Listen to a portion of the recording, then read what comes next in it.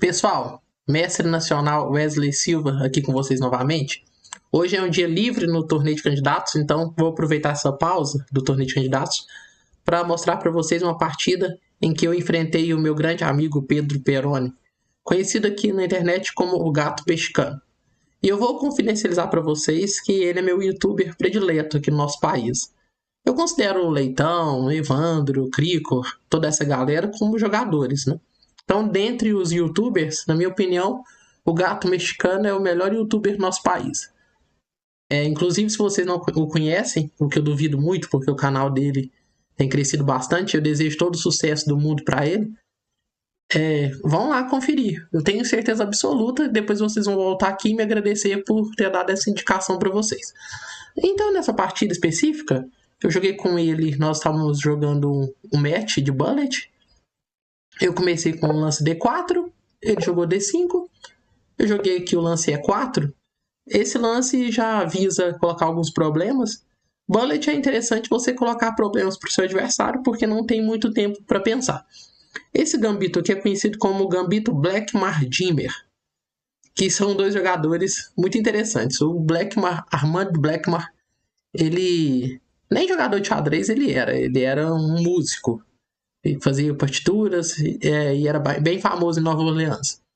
Já o nosso Emil Dimmer aqui, ele é uma pessoa que tem uma vida muito controversa. Eu gostaria que vocês pesquisassem para vocês verem que ele chegou a fazer parte da galera daquele senhor que começa com H, impronunciável. Chegou a ser internado também num hospital psiquiátrico. Então, assim, é uma pessoa que tem uma vida muito controversa, mas muito interessante também. Não que interessante seja algo bom, né? Mas no mínimo interessante. Uma figura histórica. O nosso querido Armand Blackmar, ele defendia que depois de D por E4, deveria jogar F3. Só que esse lance não é um lance bom, porque aqui existe esse contra-gambito aqui com E5. E aqui a posição das brancas, ela praticamente deixa de fazer muito sentido. Porque se você joga, por exemplo, F toma E4, aí depois de dama H4 cheque, você já tá perdido já. Jogar um lance como G3, dama por E4, cai a torre. E se você tiver que mexer o rei também, a posição tá completamente desastrosa. Então aqui, depois de E5, eu teria que tomar em E5, e aí vem dama por D1 cheque, e a posição também é um desastre. Por exemplo, rei por D1, peão toma F3, cavalo toma, e aí um lance como cavalo C6, a gente pode analisar pela estrutura de peões aqui das pretas, que a vantagem já é muito interessante para as pretas. Já diria que não só igualaram, como já estão superior aqui. Então, o que foi o grande feito do nosso querido Emil Dimmer aqui? É que contra D por E4, ele jogava o lance cavalo C3, que é o lance que eu vou jogar na partida também. Esse lance é o lance que ele popularizou. Porque agora é bem mais interessante essa posição do que a posição anterior.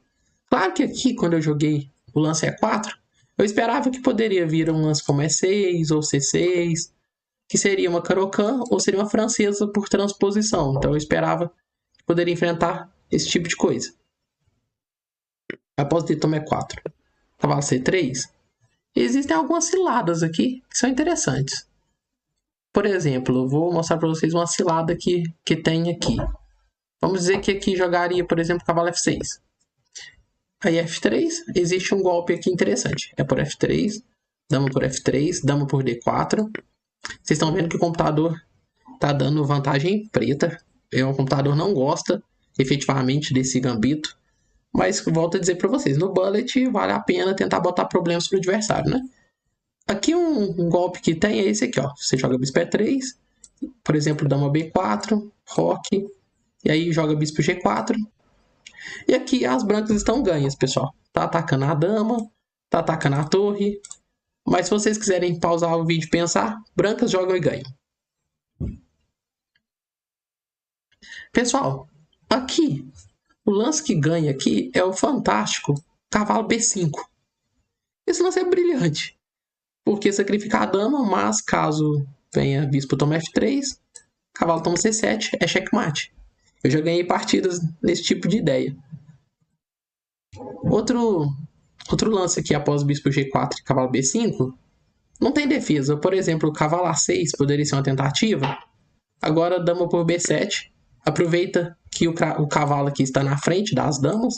Ataca a torre, ataca o cavalo, ameaça ideia de cavalo C7. A posição está completamente ganha de novo para as brancas. Esse é só um dos truques que tem aqui no nosso querido gambito Black Mardimmer. Claro que nada disso aconteceu na partida. Aqui após o kicker, D toma E4, eu joguei cavalo C3. O Pedro aqui jogou cavalo F6. Eu joguei F3. Ele jogou C6. Ele é profundo conhecedor também de aberturas. Ele não vai cair nisso, né? Então ele jogou C6. Eu tomei aqui. E eu diria que durante a abertura eu fui bem sucedido. Porque agora eu tenho os dois peões centrais. Minhas peças vão sair facilmente. Enquanto as peças dele estão restringidas. Ele não tem tanto espaço assim. Então, realmente a abertura eu posso dizer que foi um sucesso. Aqui ele jogou o lance E6. O computador também critica esse lance porque está muito passivo, né? O computador aqui gostaria de um lance como E5 aqui. Com a ideia parecida com a que eu acabei de mostrar para vocês lá quando joga D por E5, dama por D1, né? Então aqui eu seguiria cavalo F3 e é por D4. Poderia tomar de dama, aí toma, tomo. E segue essa posição, onde agora a vantagem dos peões centrais não era mais importante, porque agora eu fiquei com o PRI, né, o peão rei isolado, e ele teria chances boas aqui. Por isso o computador critica esse E5, ele jogou aqui E6, então eu joguei cavalo F3, veio com bispo E7, joguei bispo D3, e aqui, pessoal, eu já estou vislumbrando a ideia de avançar o peão e ter ideias de ataque aqui, caso ele roque. Foi o que aconteceu. Ele rocou, eu joguei E5, ele jogou cavalo D5, e aqui eu joguei o lance H4, que é aquele lance descarado, né? Aquele lance, assim, sutil que nem um elefante, né? Obviamente, eu estou pensando em jogar bispo toma H7, cheque, e quando o rei toma, cavalo G5, cheque. O peão de H é para caso o bispo tome aqui, eu tome com o peão de H, que daria cheque com a torre. Essa é a ideia, pessoal. E aqui é interessante a gente também notar quando que o sacrifício em H7 funciona. Vamos aprender agora aqui como que a gente sabe se o sacrifício em H7 vai funcionar ou não. Primeiro passo, nós precisamos ver se existe um cavalo em F6 ou F8. Porque se ele estiver em F6, ele defende H7, se ele estiver em F8, ele também defende H7. Então, é o primeiro passo. Nós precisamos ver se existe esse tipo de possibilidade do cavalo ir ou para F6 ou para F8. A gente vê que não, porque a casa E5 está controlada pelo meu peão. É outro tema tático, esse peão aqui em E5 expulsando o cavalo que deveria estar em F6. É um tema muito importante. Então, a gente vê que não existe cavalo em F6 ou F8. A gente precisa ver também se o cavalo G5 vai conseguir ser adaptado aqui junto com a dama em H5. A gente vai conseguir alinhar essas duas ideias. A gente consegue ver que o cavalo G5 cheque. Aí, caso ele tenha alguma peça que tome em G5, que é esse caso, a gente precisa ter o peão em H para retomar dando cheque com a torre. A gente também tem essa possibilidade aqui. E o terceiro fator é o seguinte, nós precisamos ver se nenhuma peça negra, no caso a dama ou um bispo, né, alguma peça negra que ande em diagonal, consegue se ocupar da coluna. Desculpa, pessoal, se ocupar da diagonal. B1, H7. Nós vamos ver aqui, por exemplo, se ele tivesse a possibilidade de colocar algum bispo dentro dessa diagonal, ou a própria dama dentro dessa diagonal, a gente perceberia que esse tipo de ataque não funciona. Por que esse tipo de ataque não funcionaria? Porque nós precisamos que quando a dama entre em H5, não, ameaçando o mate, né, vai ameaçar mate com o cavalo ou ameaçar mate com a torre, nós precisamos ter certeza de que nenhuma peça se ocupe aqui dessa diagonal para que a gente não tenha temas de checkmate aqui. Então aqui a gente percebe, ó. Então meu bispo está apontando para H7, meu cavalo quando chegar em G5 vai ser cheque. E caso ele seja capturado, nós podemos retomar com a torre, beleza? Então nós já temos esse ponto. Nós vemos que não tem nenhum cavalo podendo se ocupar da casa F6 ou da casa F8. E nós vemos que não tem nenhuma peça que ande em diagonal podendo se ocupar da diagonal B1 H7. Então nós sabemos que esse sacrifício ele vai funcionar. ele vai funcionar. Na partida, o Pedro jogou aqui cavalo toma C3. Eu poderia dizer que ele jogou rápido, né? Mas toda a partida está sendo jogada rápida, porque nós estamos jogando bullet. Mas após cavalo toma C3, eu fiz um lance que o computador dá brilhante, né, pessoal? Mas assim, é um lance bem óbvio. É o lance que eu queria fazer mesmo. A diferença é que ele tomou aqui em C3, esperando que talvez eu retomasse para que ele pudesse se defender desse tema aqui em H7. Mas eu ignorei o cavalo dele em C3 e joguei bispo toma H7 cheque. O computador dá brilhante, né? Um sacrifício de 2 peças aqui, porque eu sacrifiquei o cavalo em C3, eu não vou retomar, e sacrifiquei agora o bispo em H7. Na partida, então, ele jogou rei toma, veio o cavalo G5 cheque, ele jogou rei G6, e aqui eu jogo dama D3 cheque. E a posição tá bem difícil, porque se ele joga rei H6 aqui é mate, se ele joga rei H5, por exemplo, um lance como rei H5. Aqui eu tenho mate em 2 lances, pessoal. Ó, G4 cheque. E caso ele tome, eu tenho dama F3 mate, seria um mate bem bonito. E caso ele tire o rei, eu tenho dama H7 mate. Então, tirar o rei não é uma opção. Então, só sobrou jogar cavalo E4, que eu tomaria o cavalo e ele continuaria o ataque. Ou jogar F5, que foi o que ele jogou na partida. Eu joguei aqui E por F6 cheque, descoberto aqui com a dama.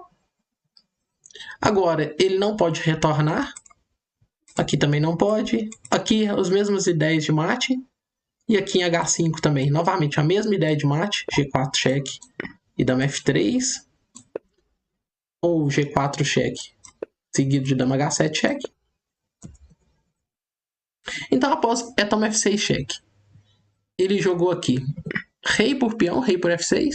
E aqui, pessoal, eu vou jogar um lance muito legal, que foi o lance pelo qual eu fiz com que essa partida viesse aqui para o YouTube.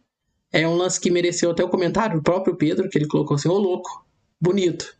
Que foi roque pequeno, checkmate. Pessoal, mate com roque contra um jogador muito forte. Então, assim, essa partida, além de ser instrutiva, na minha opinião, tem essa questão, né? Mate com o roque contra um grande jogador é algo raríssimo, né? Então, pessoal, eu espero que vocês tenham gostado dessa partida, tenham gostado desse vídeo. Fica aqui o conselho, né, pessoal? Se o conselho fosse bom, a gente não dava, mas fica aqui o conselho. Assistam o canal do Gato Mexicano. Eu tenho certeza absoluta que vocês vão aprender muito sobre xadrez, além de se divertir bastante. Espero que vocês tenham gostado. Se inscrevam aqui no canal, compartilhem esse vídeo, dê o like se vocês gostaram dessa partida, desse vídeo. Se ajudou de alguma maneira para vocês aprenderem como que funciona o sacrifício lá em H7. E eu vejo vocês aqui nos nossos próximos vídeos.